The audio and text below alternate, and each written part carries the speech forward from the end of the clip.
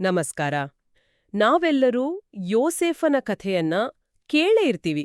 ಅಣ್ಣಂದಿರ ಅಸೂಯೆ, ದ್ರೋಹ, ಆಮೇಲೆ ಕ್ಷಮೆ, ಕೊನೆಗೆ ಅಧಿಕಾರ. ಇದು ನಮ್ಗೆಲ್ಲ ಗೊತ್ತಿರೋ ಕತೆ. ಹೌದು. ಆದ್ರೆ ನಮ್ಮ ಮುಂದಿರುವ ಈ ಆಕರಗಳು ಹೇಳೋದೇ ಬೇರೆ.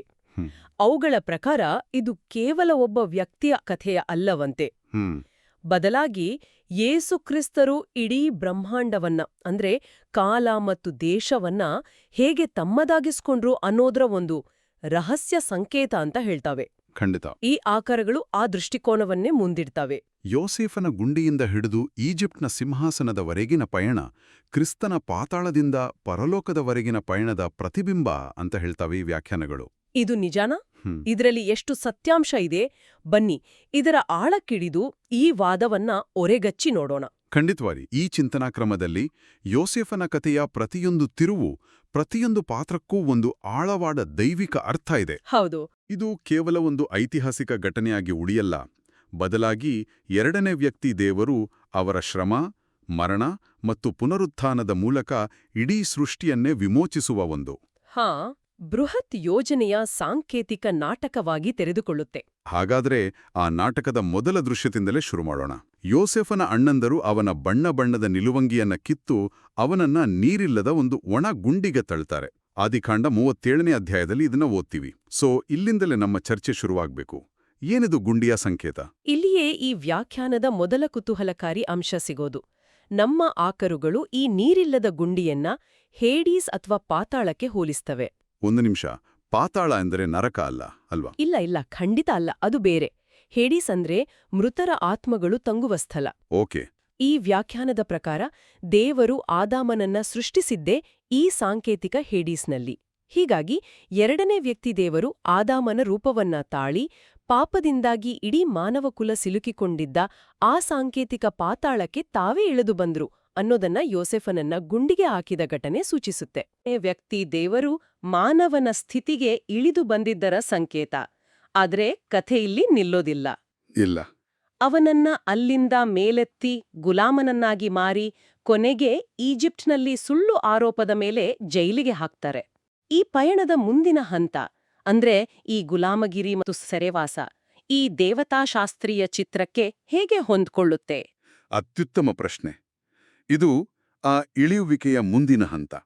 ಎರಡನೇ ವ್ಯಕ್ತಿ ದೇವರು ತಮ್ಮನ್ನು ತಾವು ಸಂಪೂರ್ಣವಾಗಿ ಬರಿದು ಮಾಡಿಕೊಂಡು ಗುಲಾಮನ ರೂಪ ತಾಳಿ ಪಾಪಿಗಳಂತೆ ಪರಿಗಣಿಸಲ್ಪಟ್ರು ಅಂತ ಬೈಬಲ್ ಹೇಳುತ್ತೆ. ಹೌದು.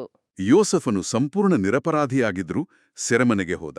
ಅದೇ ರೀತಿ ಪಾಪರಹಿತರಾದ ಎರಡನೇ ವ್ಯಕ್ತಿ ದೇವರು ಆದಾಮನ ಪಾಪವನ್ನ ತಮ್ಮ ಮೇಲೆ ಹೊತ್ತುಕೊಂಡು ಶಿಲುಬೆಗೇರಿದ್ರು. ಹೀಗಾಗಿ ಸೆರೆಮನೆಯು ಮರಣ ಮತ್ತು ಕೀರ್ತನೆ 23ರಲ್ಲಿ ಬರುವ ಸಾವಿನ ಕತ್ತಲೆಯ ಕಣಿವೆಯನ್ನು ಸಂಕೇತಿಸುತ್ತೆ. ಅದು ಅಂತಿಮ ತಳ. ಯೋಸೇಫನಿಗೆ ಸೆರೆಮನೆ ಒಂದ್ರೀತಿಯಲ್ಲಿ ಸಾವಿನ ಅನುಭವವೇ ಸರಿ. ಆದ್ರೆ ಅದೇ ಕತ್ತಲೆಯ ಜಾಗದಲ್ಲಿ ಇಬ್ಬರು ಪ್ರಮುಖ ವ್ಯಕ್ತಿಗಳನ್ನ ಭೇಟಿಯಾಗ್ತಾನಲ್ವೇ? ಹೌದು, ಫರೋಹನ ಪಾನದಾಯಕ ಮತ್ತು ರೊಟ್ಟಿ ಮಾಡುವವನು. ನಮ್ಮ ಆಕರಗಳ ಪ್ರಕಾರ ಈ ಭೇಟಿ ಆಕಸ್ಮಿಕವಲ್ಲ, ಬದಲಿಗೆ ಶಿಲುವೆಯ ಘಟನೆಯ ಒಂದು ನಾಟಕೀಯ ಮುನ್ನೋಟವಂತೆ. ಇದು ಹೇಗೆ? ಹೌದು, ಇದು ಈ ಸಾಂಕೇತಿಕ ನಾಟಕದ ಅತ್ಯಂತ ನಿರ್ದಿಷ್ಟವಾದ ಭಾಗ. ಯೋಸೇಫನು ಅವರಿಬ್ಬರ ಕನಸುಗಳನ್ನ ಅರ್ಥೈಸ್ತಾನೆ ಮತ್ತು ಅವನು ಹೇಳಿದ ಹಾಗೆ 3ನೇ ದಿನ ಪಾನದಾಯಕನಿಗೆ ಬಿಡುಗಡೆ ಸಿಗುತ್ತೆ, ರೊಟ್ಟಿ ಮಾಡುವವನಿಗೆ ಗಲ್ಲು ಶಿಕ್ಷೆ ಆಗುತ್ತೆ. ಇಲ್ಲಿ ಪ್ರತಿಯೊಂದು ಅಂಶವೂ ಮುಖ್ಯ. ಮೊದಲನೇದಾಗಿ 3ನೇ ದಿನ ಅನ್ನೋದು ಯೇಸುವಿನ ಪುನರುತ್ಥಾನಕ್ಕೆ ಇರುವ ಸ್ಪಷ್ಟವಾದ ಸೂಚನೆ. ಎರಡನೇದಾಗಿ ಈ ವ್ಯಾಖ್ಯಾನದಲ್ಲಿ ಫರೋಹನನ್ನ ಮೊದಲನೇ ವ್ಯಕ್ತಿ ದೇವರ ಸಂಕೇತವಾಗಿ ನೋಡಲಾಗುತ್ತೆ. ಒಂದು ನಿಮಿಷ, ಇಲ್ಲಿ ನನಗೆ ಸ್ವಲ್ಪ ಗೊಂದಲ ಆಗ್ತಿದೆ. ಫರೋಹನನ್ನ ದೇವರ ಪ್ರತಿರೂಪ ಅಂತ ಹೇಳೋದು ಯಾಕಂದ್ರೆ ಸಾಮಾನ್ಯವಾಗಿ ಬೈಬಲ್ನಲ್ಲಿ ಅದಲ್ಲೋ ವಿಮೋಚನ ಕಾಂಡದಲ್ಲಿ ಫರೋಹನು ದೇವರ ವಿರೋಧಿ ಶಕ್ತಿಯ ಸಂಕೇತ ಅಲ್ವಾ? ಖಂಡಿತ, ನಿಮ್ಮ ಪ್ರಶ್ನೆ ಸರಿಯಿದೆ. ನಮ್ಮ ಆಕರಗಳು ಈ ಸ್ಪಷ್ಟವಾದ ವಿರೋಧಾಭಾಸವನ್ನ ಹೇಗೆ ಸರಿಪಡಿಸುತ್ತವೆ? ಇದು ಬಹಳ ಸೂಕ್ಷ್ಮವಾದ ಅಂಶ. ಆಕ್ಚುಲಿ ಸಾಮಾನ್ಯವಾಗಿ ಫರೋಹನನ್ನ ಸೈತಾನನ ಪ್ರತಿರೂಪವಾಗಿ ನೋಡಲಾಗುತ್ತೆ ಅನ್ನೋದು ನಿಜ. ಆದರೆ ಈ ನಿರ್ದಿಷ್ಟ ಸಾಂಕೇತಿಕ ಚೌಕಟ್ಟಿನಲ್ಲಿ ಮಾತ್ರ ಫರೋಹನು ಅಂತಿಮ ಅಧಿಕಾರವನ್ನ ಪ್ರತಿನಿಧಿಸುತ್ತಾನೆ. ಓಕೆ. ಯೋಸೇಫನ ಭವಿಷ್ಯವನ್ನ ನಿರ್ಧರಿಸುವ ಅಧಿಕಾರ ಅವನ ಕೈಯಲ್ಲಿತ್ತು. ಹಾಗೆಯೇ ಎರಡನೇ ವ್ಯಕ್ತಿ ದೇವರನ್ನ ಮಹಿಮೆಪಡಿಸುವ ಅಂತಿಮ ಅಧಿಕಾರ ಮೊದಲನೇ ವ್ಯಕ್ತಿ ದೇವರ ಕೈಯಲ್ಲಿತ್ತು. ಸೊ ಈ ಸನ್ನಿವೇಶದಲ್ಲಿ ಮಾತ್ರ ಫರೋಹನನ್ನ ಆ ಅಧಿಕಾರದ ಸಂಕೇತವಾಗಿ ಅಂದ್ರೆ ಮೊದಲನೇ ವ್ಯಕ್ತಿ ದೇವರ ಪ್ರತಿರೂಪವಾಗಿ ನೋಡ್ಬೇಕು ಅನ್ನೋದು ಈ ಆಕರಗಳ ವಾದ. ಸರಿ, ಆ ಸ್ಪಷ್ಟೀಕರಣದೊಂದಿಗೆ ಮುಂದುವರಿಯೋಣ. ಪಾನದಾಯಕ ಮತ್ತು ರೊಟ್ಟಿ ಮಾಡುವನ ಕತೆಗೆ ವಾಪಸ್ ಬರೋಣ. ಪಾನ ಮತ್ತು ರೊಟ್ಟಿ ಇವುಗಳಿಗೆ ಏನು ಅರ್ಥ?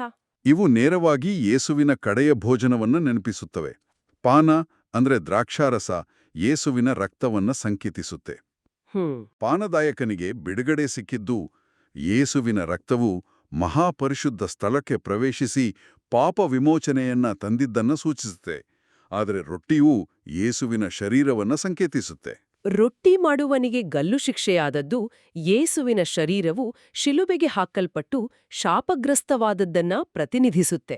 ಯೇಸುವಿನ ಶರೀರವನ್ನ ಶಾಪಗ್ರಸ್ತ ಅಂತ ಕರೆಯೋದು ಸ್ವಲ್ಪ ಗೊಂದಲಮಯವಾಗಿ ಕೇಳಿಸುತ್ತೆ.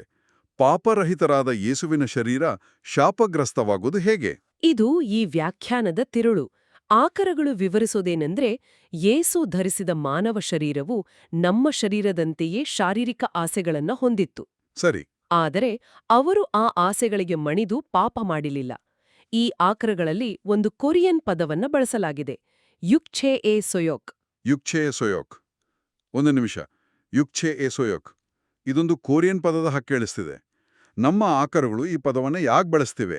ಶಾರೀರಿಕ ಆಸೆಗಳು ಅನ್ನೋದಕ್ಕಿಂತ ಇದರಲ್ಲಿ ಬೇರೆನಾದ್ರೂ ವಿಶೇಷ ಅರ್ಥ ಇದೆಯಾ? ಹೌದು. ಯುಕ್ಛೆ ಎ ಸೊಯೋಕ್ ಅಂದ್ರೆ ಕೇವಲ ಫಿಸಿಕಲ್ ಡಿಸೈರ್ಸ್ ಅಲ್ಲ, ಬದಲಾಗಿ ಸಿನ್ಫುಲ್ ನೇಚರ್ ಅಥವಾ ಪಾಪ ಸ್ವಭಾವದಿಂದ ಬರುವ ಆಸೆಗಳು.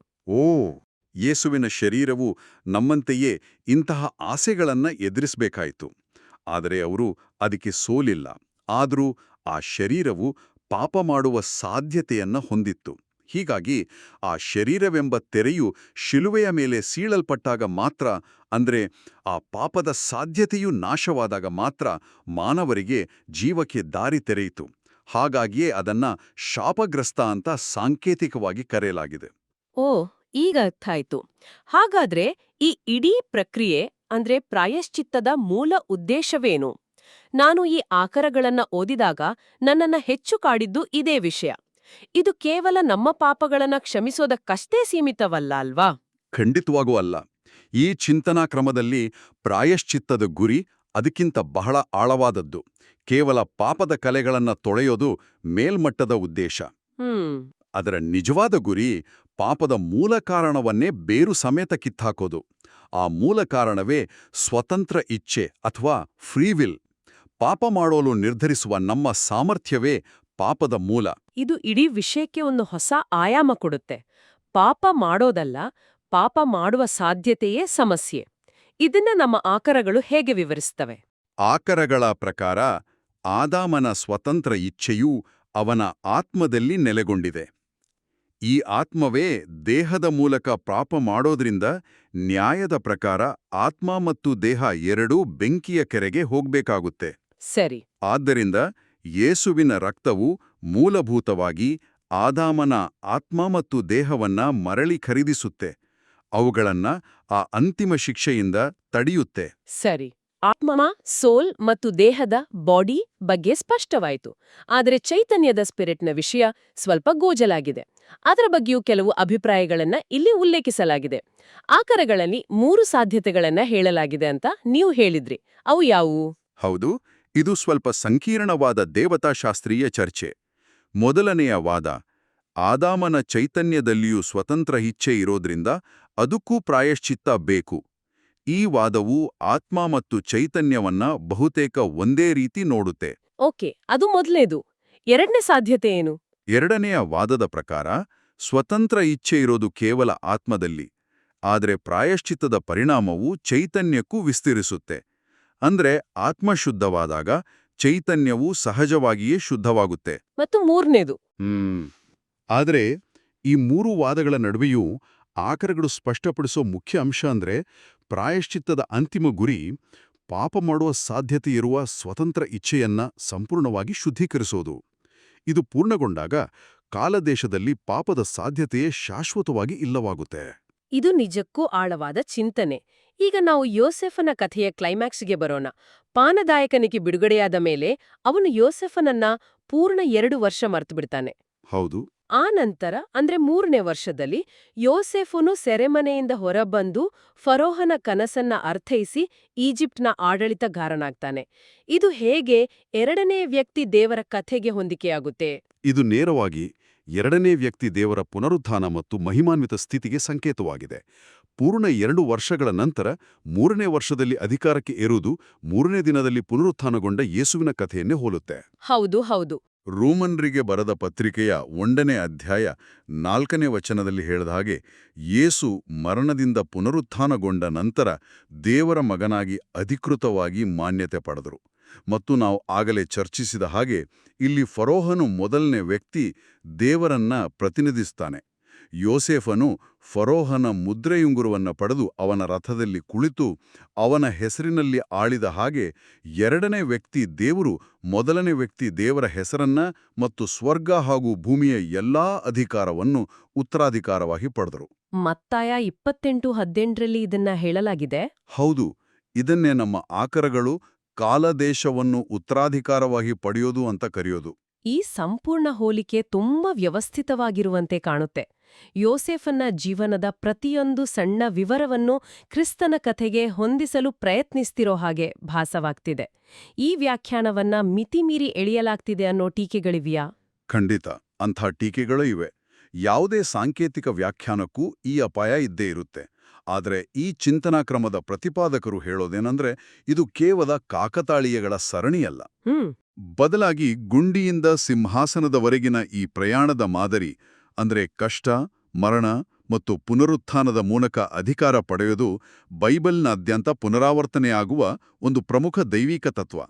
ಯೋಸೇಫನ ಕಥೆಯು ಆ ತತ್ವದ ಅತ್ಯಂತ ಸ್ಪಷ್ಟವಾದ ಉದಾಹರಣೆ ಅನ್ನೋದು ಅವರ ವಾದ. ಸರಿ, ಆ ದೃಷ್ಟಿಕೋನವನ್ನ ಒಪ್ಪುಕೊಂಡ್ರೆ ನನ್ನಲ್ಲಿ ಒಂದು ಮೂಲಭೂತ ಪ್ರಶ್ನೆ ಉದ್ಭವಿಸುತ್ತೆ. ಕೇಳಿ. ಎರಡನೇ ವ್ಯಕ್ತಿ ದೇವರು ಸ್ವತಃ ಸೃಷ್ಟಿಕರ್ತರು. ಇಡೀ ಸೃಷ್ಟಿ ಅವರಿಗೆ ಸೇರಿದ್ದು. ಹಾಗಾದ್ರೆ ಈ ಸಂಕೀರ್ಣವಾದ ಶಿಲುಬೆಯ ಪ್ರಕ್ರಿಯೆ, ಈ ಇಡೀ ದೈವಿಕ ನಾಟಕ ಯಾಕೆ ಬೇಕಾಗಿತ್ತು? ತಮ್ಮ ಅಧಿಕಾರವನ್ನ ಸರಳವಾಗಿ ಸ್ಥಾಪಿಸ್ಬೋದಿತ್ತಲ್ವಾ? ಇದು ಇಡೀ ವಿಶ್ಲೇಷಣೆಯ ಅತ್ಯಂತ ಮುಖ್ಯವಾದ ಪ್ರಶ್ನೆ.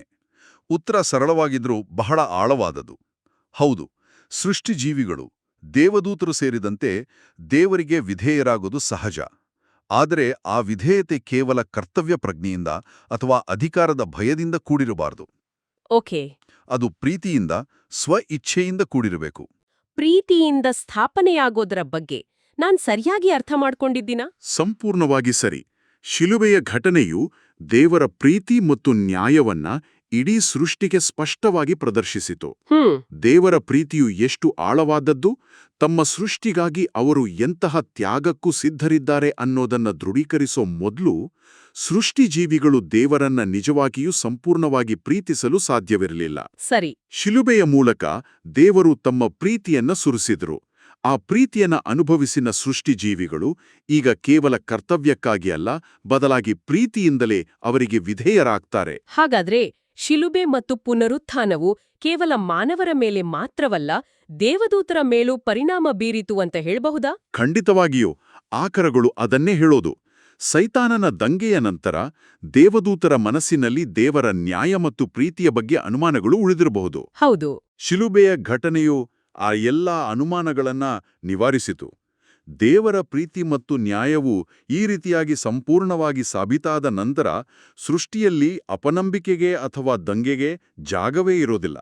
ಇದರಿಂದಾಗಿ ಅವರಲ್ಲಿ ಪಾಪ ಮಾಡುವ ಸಾಧ್ಯತೆಯೇ ಸಂಪೂರ್ಣವಾಗಿ ನಾಶವಾಯಿತು. ಹಾಗಾದ್ರೆ ಒಟ್ಟಾರೆಯಾಗಿ ಹೇಳೋದಾದ್ರೆ ಯೋಸೇಫನ ಕಥೆಯು ಕೇವಲ ಒಬ್ಬ ವ್ಯಕ್ತಿಯ ಏಡುಬೀಳಿನ ಕಥೆಯಲ್ಲ. ಖಂಡಿತ ಅಲ್ಲ. ಈ ವಿಶ್ಲೇಷಣೆಯ ಪ್ರಕಾರ ಅದು ಗುಂಡಿಯಿಂದ ಅರಮನೆಯವರೆಗಿನ ಅವನ ಪ್ರಯಾಣದ ಮೂಲಕ ಎರಡನೆಯ ವ್ಯಕ್ತಿ, ದೇವರ ಅವತಾರ, ಅವರು ಅನುಭವಿಸಿದ ಶ್ರಮ, ಮರಣ ಮತ್ತು ಪುನರುತ್ಥಾನದ ಮೂಲಕ ಇಡೀ ಕಾಲದೇಶವನ್ನ ವಿಮೋಚಿಸಿ ಅದನ್ನ ಪ್ರೀತಿಯಿಂದ ಉತ್ತರಾಧಿಕಾರವಾಗಿ ಪಡೆದ ಒಂದು ಬೃಹತ್ ದೈವಿಕ ಯೋಜನೆಯನ್ನ ಸಾಂಕೇತಿಕವಾಗಿ ಚಿತ್ರಿಸುತ್ತೆ. ಹೌದು, ನೀವು ಹೇಳಿದ್ದು ಸರಿ. ಕಷ್ಟದ ಮೂಲಕ ಮಹಿಮೆಗೆ, ಸಾವಿನ ಮೂಲಕ ಜೀವಕ್ಕೆ ಮತ್ತು ಸಂಪೂರ್ಣ ವಿಧೇಯತೆಯ ಮೂಲಕ ಅಧಿಕಾರಕ್ಕೆ ಸಾಗುವ ಈ ಮಾದರಿಯನ್ನ ಯೋಸೇಫನ ಕಥೆಯು ಅತ್ಯಂತ ಸ್ಪಷ್ಟವಾಗಿ ನಮ್ಮ ಮುಂದಿಡುತ್ತೆ. ಅದು ಕೇವಲ ಯೇಸುವಿಗೆ ಮಾತ್ರವಲ್ಲ, ಪ್ರತಿಯೊಬ್ಬ ವಿಶ್ವಾಸಿಗೂ ಅನ್ವಯವಾಗುವ ಮಾದರಿ. ಈ ಚರ್ಚೆ ಕೊನೆಯಲ್ಲಿ ಕೇಳುಗರಿಗೆ ಒಂದು ಆಲೋಚನೆಯನ್ನ ಬಿಟ್ಟು ಹೋಗೋದಾದ್ರೆ, ಈ ಆಕರಗಳ ಪ್ರಕಾರ ಶಿಲುಬೆ ಮತ್ತು ಪುನರುತ್ಥಾನದಿಂದ ದೇವರ ಪ್ರೀತಿ ಮತ್ತು ನ್ಯಾಯವು ಬಹುತೇಕ ಸಾಬೀತಾಗಿದೆ. ಆದ್ರೆ ಅದು ಸಂಪೂರ್ಣವಾಗಿ ಸಾಬೀತಾಗೋದು ಪವಿತ್ರಾತ್ಮನನ್ನ ಹೊಂದಿದ ಸಂತರು ಅಥವಾ ಚರ್ಚ್ ಮೂಲಕ ಅಂತ ಹೇಳಲಾಗಿದೆ. ಹಾಗಾದ್ರೆ ಈ ದೈವಿಕ ಯೋಜನೆಯನ್ನ ಸಂಪೂರ್ಣಗೊಳಿಸೋದಲ್ಲಿ ಮಾನವರಾದ ನಮ್ಮ ಪಾತ್ರದ ಸ್ವರೂಪವೇನು ಮತ್ತು ಅದರ ಮಹತ್ವ